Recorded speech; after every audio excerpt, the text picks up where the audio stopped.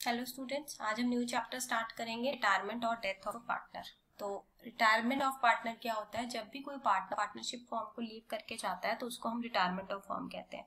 जैसे कोई भी पार्टनर चाहे तो फर्म को ज्वाइन कर सकता है, ऐसे इन द सेम मैनर कोई भी पार्टनर चाहे तो फर्म को, एग्जिस्टिंग पार्टनर चाहे तो फर्म को लीव कर सकता है। जैसे ज्वाइन करने के लिए कुछ रूल्स थे, ऐसे लीव करने के लिए भी कुछ रूल्स हैं। जब कोई पार्टनर ऑलरेडी लीव कर गया तो रिमेनिंग पार्टनर्स क्या करेंगे? They will form a new agreement to continue the business of the firm. अब कोई भी पार्टनर अगर फर्म को लीव करके जा रहा है तो देयर में बी मेनी रीजंस। वो उसकी पर्सनल कॉल है, उनके म्यूचुअल डिस्प्यूट्स हो सकते हैं, इनकैपेबिलिटी हो सकती है, हेल्थ ग्राउंड्स हो सकते हैं, ओल्ड एज हो सकते हैं, and whatever there can be different reasons. तो अगर किसी भी एक पार्टनर की डेथ हो जाती है तो that is known as compulsory retirement, because उसके बाद तो वो कंटिन्यू कर ही नहीं सकता, तो ऑब्वियसली वो क्या है? कंपल्सरी रिटायरमेंट है। लेकिन कोई भी पार्टनर चाहे तो डिफरेंट तरीके से किसी भी फर्म को लीव कर सकता है। क्या क्या वे आउट हो सकते हैं उसके फर्म को लीव करने के? By written agreement, when a partner dies तो भी, और अगर कोई पार्टनर इंसॉल्वेंट हो जाता है तो भी। अब जैसे कोई पार्टनर किसी की डेथ होती है तो ऑब्वियसली हमें जैसे कोई पार्टनर का एडमिशन होता था तो हमें बहुत सारा उसका शेयर कैलकुलेट करना पड़ता था डिफरेंट चीजों में। इन द सेम मैनर जैसे ही कोई पार्टनर रिटायर होता है तो अब कोई पार्टनर रिटायर होगा तो उसको एक एग्जैक्ट अमाउंट आपको देना होगा। चाहे उसकी कैपिटल है आप वो वापस करोगे, उसका गुडविल का शेयर है वो वापस करोगे, ठीक है, उसको प्रॉफिट एंड लॉस का शेयर दोगे जो भी जिस डेट तक उसने काम किया है, revaluation of assets and liabilities पर जेएलपी में उसका शेयर दोगे, अनडिस्ट्रीब्यूटेड प्रॉफिट्स में उसका शेयर दोगे। तो यही चीज मैं आपको बताना चाह रही हूँ कि जब भी कोई पार्टनर रिटायर होगा तो उसको डिफरेंट एडजस्टमेंट्स हैं जो हमें करनी पड़ेंगी। जैसे हमने पहले की थी calculation of new profit sharing ratio, calculation of gaining ratio, adjustment of goodwill and it's treatment, revaluation of assets and liabilities, division of undistributed profits, share in joint life insurance policy, determination of amount payable, adjustment of capital in new profit sharing ratio। तो ये सारे points की adjustments आपको करनी है। उसके बाद जो आपका फुल फ्लेज क्वेश्चन आएगा, बाकी सब इट्स ऑलमोस्ट सिमिलर जैसे आप लोगों ने बच्चों 12th में किया हुआ है, देयर इज नथिंग न्यू।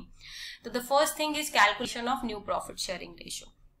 अब जब एग्जिस्टिंग पार्टनर, ऑलरेडी एक पार्टनर था, उसकी रिटायरमेंट हो गई या डेथ हो गई, तो अब नंबर ऑफ पार्टनर क्या हो गए? Already existing partner firm, partnership firm में क्या हो गए? कम हो गए। अब पार्टनर कम हो गए, जो प्रॉफिट का शेयर पहले ज्यादा लोगों में बंटता था अब वो कितने लोगों में बटेगा? कम लोगों में बटेगा ना, ठीक है। तो प्रॉफिट शेयरिंग रेशियो क्या हो जाएगी? चेंज हो जाएगी। तो अब आप old profit sharing ratio change हो जाएगी, उसके लिए आपको new profit sharing ratio calculate करनी पड़ेगी। अब बताते हैं कि आप कैसे कैलकुलेट करोगे। अब उसके डिफरेंट मेथड्स हैं। द फर्स्ट मेथड ये है कि जब आपको when the profit sharing ratio of the remaining partners is not given on the retirement of partner। अब कई बार आपको क्वेश्चन में आपको रिमेनिंग पार्टनर्स की जो प्रॉफिट शेयरिंग रेशियो है नहीं दे रखी, सिंपली लिखा हुआ है, ठीक है। तो क्वेश्चन इज साइलेंट, उसमें सिंपली लिखा हुआ है कि जो एक ABC में से कोई एक पार्टनर रिटायर हो गया, ठीक है, तो उस जो रिटायरिंग पार्टनर का शेयर छोड़ के जो लेफ्ट आउट रेशियो होगी वही रिमेनिंग पार्टनर्स की रेशियो होगी। Let's see this illustration 1। X, Y, Z are the partners in a firm, share profits and losses in the ratio of 3:2:1। Calculate new profit sharing ratio if। New ratio कैसे calculate करोगे? X retires, Y retires and Z retires। अब X retire हो गया, पहले की ratio थी 3:1, X retire हो गया तो X का शेयर 3 निकल गया, Y और Z की रेशियो कितनी बची? 2:1। तो यही 2:1 क्या होगी? न्यू रेशियो हो जाएगी। आई बात समझ? सेकंड केस में इफ Y रिटायर्स, अब Y चला गया तो उसका शेयर निकाल दो 2/5 का, तो बचा कितना? 3:1।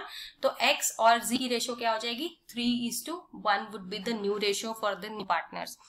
थर्ड केस, अब इफ द Z रिटायर्स, अब Z रिटायर तो इसका ये लास्ट वाला 1 निकाल दो, कितना बचा? 3:2। तो X और Y की न्यू प्रॉफिट शेयरिंग रेशियो कितनी हो जाएगी? 3:2। Next, when the remaining partner receives the share of retiring partner in a certain ratio। अब क्या है कि जो रिमेनिंग पार्टनर्स हैं वो रिटायरिंग पार्टनर का शेयर एक स्पेसिफिक रेशियो में उनको मिल रहा है। तो आपने पहले वो रेशियो में से, जैसे हम सेक्रीफाइसिंग रेशियो निकालते थे, पहले सेक्रीफाइस निकालते थे, फिर ओल्ड में से सेक्रीफाइस माइनस कर देते थे, लेकिन यहाँ पर क्या है? रिमेनिंग पार्टनर्स को गेन हो रहा है, तो आप पहले गेन कैलकुलेट करोगे, फिर उनके ओल्ड शेयर में प्लस कर दोगे। Let's see this example, it would be helpful to you. A, B and C are partners in a firm sharing profits and losses in the ratio of 2:1। A retires, B and C receives share in the ratio of 3:2। Calculate new profit sharing ratio. अब देखो ए retire हो गया, ए का share कितना था 2/5, यही था। ए का शेयर था 2/5, अब वो किसने लिया, ए का शेयर बी ने लिया और सी ने लिया 3:2 की रेशियो में, यानी कि बी ने लिया 3/5 और सी ने लिया 2/5। तो सबसे पहले आप बी का गेन कैलकुलेट करोगे। बी का गेन कितना होगा बच्चों, 2/5 का 3/5, यानी कि ए के शेयर का बी का gain, A share multiply by बीज गेन का रेशो। तो ए का शेयर है 2/5 और बी ने कितना गेन किया 3/5, तो 2/5 इंटू 3/5 कि 2/5 का जो 3/5 है वो बी ले गया। फिर 2/5 का जो ए का निकल गया, हाँ। अब सी का शेयर कितना, बी का शेयर, ए का शेयर कितना था 2/5 और ये कितना लेगा 2/5, तो 2/5 का 2/5 क्या हो जाएगा, सी का गेन आ जाएगा। सी दिस, बी गेन हो गया 3/5 का 2/5, सी का गेन हो गया 2/5 का 2/5। ये आपने गेन कैलकुलेट किया। अब आपने न्यू शेयर कैलकुलेट करना है। न्यू शेयर कैसे कैलकुलेट करते हो, ओल्ड प्लस गेन। अब इनकी रेशो थी 2:1, तो बी का शेयर कितना था 2/5, बी का गेन कितना है 6/25, तो 2/5 में 6/25 प्लस कर दोगे 16/25 आ गया। आई बात समझ। फिर आप सी का न्यू शेयर कैलकुलेट करोगे। सी का न्यू शेयर कैसे कैलकुलेट करते हैं, सी का न्यू शेयर कैसे करोगे, सी का ऑलरेडी अपना शेयर कितना था 2:1 की रेशो थी, तो सी का शेयर था 1/5, ठीक है। प्लस इसका गेन कर दो 4/25, ये हो गया 9/25, तो रेशो हो गई 16:9 would be the new ratio. आई बात समझ। The next is calculation of gaining ratio. Gaining ratio कैसे कैलकुलेट करते हैं, जब किसी एक पार्टनर की डेथ हो जाती है या कोई भी पार्टनर रिटायर हो जाता है तो ऑब्वियसली रिमेनिंग पार्टनर का शेयर ऑफ प्रॉफिट क्या हो जाता है, इंक्रीज हो जाता है, ठीक है। तो जितना भी शेयर उनका इंक्रीज होता है उसको हम क्या बोलते हैं, जिस रेशो में उनका शेयर इंक्रीज होता है उस रेशो को हम गेनिंग रेशो बोलते हैं। अब बात आती है कि हम उसकी कैलकुलेशन कैसे करेंगे।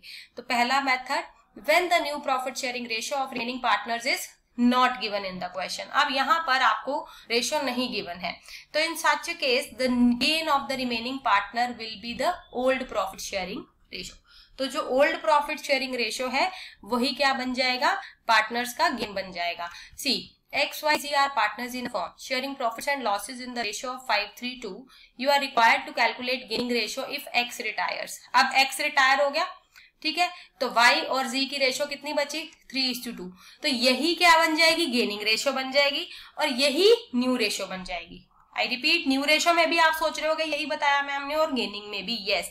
If question is silent about the कितना गेन है, nothing is information, nothing is given in the question, simply यही लिखा है कि ABC में से कोई एक पार्टनर रिटायर हो रहा है तो जितना भी शेयर बचेगा वही क्या होगा, ओल्ड पार्टनर्स की, रिमेनिंग पार्टनर्स की गेनिंग रेशो होगी, वही रिमेनिंग पार्टनर्स की न्यू रेशो होगी। देखो अब जैसे Y रिटायर होता है तो अगर Y रिटायर हो गया तो रेशो कितनी बची 5:2, तो 5:2 जो बचा, ठीक है, 3 को निकाल दो, 5:2 बचा, 5:2 ही आपकी न्यू रेशो होगी, 5:2 ही आपकी गेनिंग रेशो होगी। थर्ड, इफ Z रिटायर्स, अगर Z रिटायर हो रहा है, ठीक है, तो Z का कितना, ये 2 निकाल दो, कितना बचा 5:3, तो 5:3 हो जाएगी गेनिंग रेशो। क्लियर। दूसरा, when the new profit sharing ratio of remaining partners is given, अगर गिवन है तो सिंपली फॉर्मूला क्या है, आपको न्यू रेशो गिवन है, क्वेश्चन में ओल्ड रेशो गिवन है, न्यू में से ओल्ड को माइनस कर दो, ठीक है। सैक्रिफाइसिंग का फॉर्मूला था ओल्ड माइनस न्यू, ठीक है। गेनिंग का उल्टा है न्यू माइनस ओल्ड। आई बात समझ। अब देखो ये question, ABC are partners in a firm sharing profits and losses in the ratio of 5:3:2. अब B रिटायर हो गया, A and C decided to share the profits and losses of the firm in the ratio of 3:2. अब A और C की new ratio दे रखी है, old ratio दे रखी है, सिंपल। अब गेनिंग रेशो निकाल लो। अब B तो चला गया, बचा कौन, A और C, तो A का गेन C का गेन।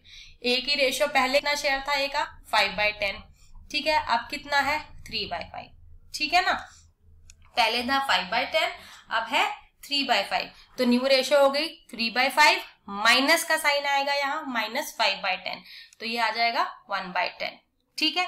फिर आप C का गेन निकालोगे। C का गेन कैसे निकलेगा, अगेन न्यू शेयर कितना है 2/5 और ओल्ड था 2/10, तो 2/5 माइनस का साइन आएगा -2/10, ये एलसीएम लेके सॉल्व कर रखा है 4 - 2, तो आंसर वुड बी 2/10। तो जो गेनिंग रेशो है वो A/C की क्या आएगी 1:2। Clear. The next is difference between sacrificing and gaining ratio. 4 number में ये क्वेश्चन इंपॉर्टेंट है, अक्सर पेपर में आता है, तो आपको पता ही है। मीनिंग सेक्रीफाइसिंग रेशियो कब है कि जब पुराने पार्टनर न्यू पार्टनर के लिए सेक्रीफाइस करते हैं। यहाँ पर क्या है कि रिमेनिंग पार्टनर को रिटायरिंग पार्टनर की या डिजीज्ड पार्टनर की वजह से कुछ प्रॉफिट का शेयर मिलता है। टाइम ऑफ कैलकुलेशन, एडमिशन के टाइम सेक्रीफाइसिंग रेशियो कैलकुलेट करते हैं हम, और गेनिंग रेशियो हम रिटायरमेंट या डेथ के टाइम कैलकुलेट करते हैं। इफेक्ट, सेक्रीफाइसिंग रेशियो क्या होता है कि पार्टनर सेक्रीफाइस कर रहे हैं, यानी कि ओल्ड पार्टनर्स का शेयर ऑफ प्रॉफिट डिक्रीज हो रहा है। यहाँ पर गेनिंग रेशियो नाम से ही पता चल रहा है, यहाँ पर रिमेनिंग पार्टनर्स का रेशियो क्या हो रहा है, इंक्रीज हो रहा है। Formula old ratio minus new ratio, और गेनिंग का क्या होता है, new ratio minus old ratio. Goodwill कैसे कैलकुलेट करते हैं, in this case amount of goodwill is received by old partners from the new partner. Old partner जो है वो न्यू पार्टनर से गुडविल का शेयर लेते हैं ना, तो यहाँ पर amount of goodwill is paid to the retiring और deceased partner by the remaining partner. यहाँ पर रिमेनिंग पार्टनर रिटायरिंग पार्टनर या डिजीज्ड पार्टनर को उसका गुडविल का शेयर देते हैं। Next is adjustment of goodwill and it's treatment. अगर गुडविल है उसका एडजस्टमेंट और ट्रीटमेंट अब हम कैसे करेंगे, उसके लिए इसके लिए सिंपली यही एंट्री होती है बच्चों, continuing partners debit to retiring partner in their gaining ratio. ठीक है, जितना भी पार्टनर का रिटायरिंग पार्टनर या डिजीज पार्टनर का शेयर ऑफ गुडविल होगा उसको हम एडजस्ट कर देते हैं। ठीक है, रिमेनिंग पार्टनर में कैसे करते हैं, इन द गेनिंग रेशियो। तो continuing partners debit to retiring partner, ठीक है, in their gaining ratio. Let's see this example. XYZ are partners in a firm sharing profits and losses in the ratio of 4:3. Z retires and the goodwill of the firm is valued at 1,40,000. So X and Y decided to share profits and losses in the ratio of 4:3. Pass necessary journal entries relating to goodwill. अब देखो, अब XYZ 3 partners हैं, profit share ratio दे रखी है। अब Z चला गया, goodwill of the firm दे रखी है 1,40,000। ठीक है, अब पहली बात फर्म की गुडविल है 1,44,000, तो आप पहले तो Z का शेयर निकालोगे, वो कितना है 3/10, तो 1,40,000 का 3/10 आ जाएगा 42,000। आई बात समझ। X and Y decided to share future profits and losses in the ratio of 4:3।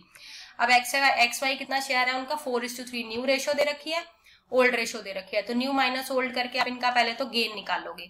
ठीक है, गेनिंग रेशियो निकाल लिया। देखो सबसे पहले तो ये आपने new ratio minus old ratio, x का गेन निकाला। ठीक है, देखो वाई का गेन निकाला, new share minus old share, तो ये जो रेशियो आ गई 12/70, 9/70।